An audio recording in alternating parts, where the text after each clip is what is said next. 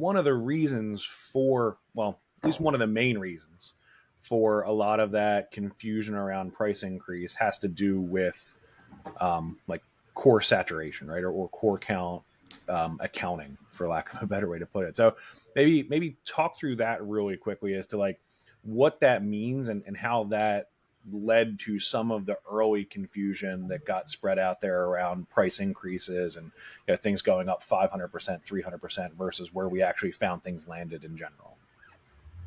I think there's two major factors there. One, there was some messaging about the $350 per core price in the single SKU for BCF that Broadcom was moving to. I think at first a lot of people thought that was $350 a month, right? That's actually broken down annually over 12 months. And then I think once that became clear, people started to understand that, okay, our price increase is not going to be as dramatic as we thought if there's going to be one. And the other one is around there's a minimum 16 core count per socket, right? So under the new program, uh, anything that's less than 16 cores counts as 16 cores. So for businesses that are more scale out, more CPU bound, maybe they have a lot more physical hosts. They don't have as high core density as other topologies or configurations. And people in that scenario are going to probably see a little bit of an increase. And so you have to kind of understand that again, it's 350 a year per core, and understand what your core densities are. And I think you'll see people shift to take advantage of what the new model is, just like people shifted in the past to other subscription-based models.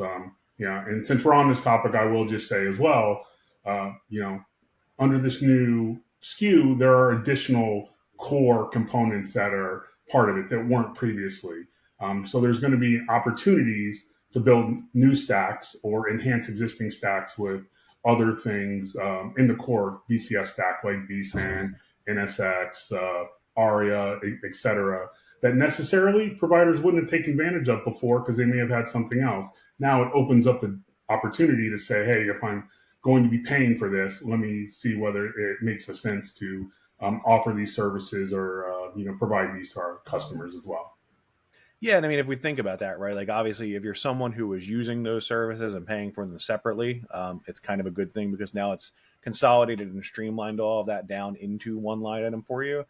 And look, I mean, if you're somebody who wasn't, yeah, maybe you're feeling slightly burned in that, hey, now I'm also paying potentially for these other resources, these other utilities that I haven't historically needed. But you can maybe flip that on its head too and say, hey, now you have access to these additional tools, utilities, and resources that you can use at no additional cost beyond what your license is, accounting for today, that you can look at ways to integrate, maybe reduce or remove some redundancies that might exist elsewhere as you start to leverage some of those tools, features, and capabilities. Is that Yeah, fair? and I would just also add to that, it allows MSP to build services around that as well. And so whatever their cost models are, they can update them to reflect that it actually gives MSPs more opportunities to, like I said, build new services, enhance existing ones. So that's always exciting whenever you're talking about, designing and delivering cloud stacks.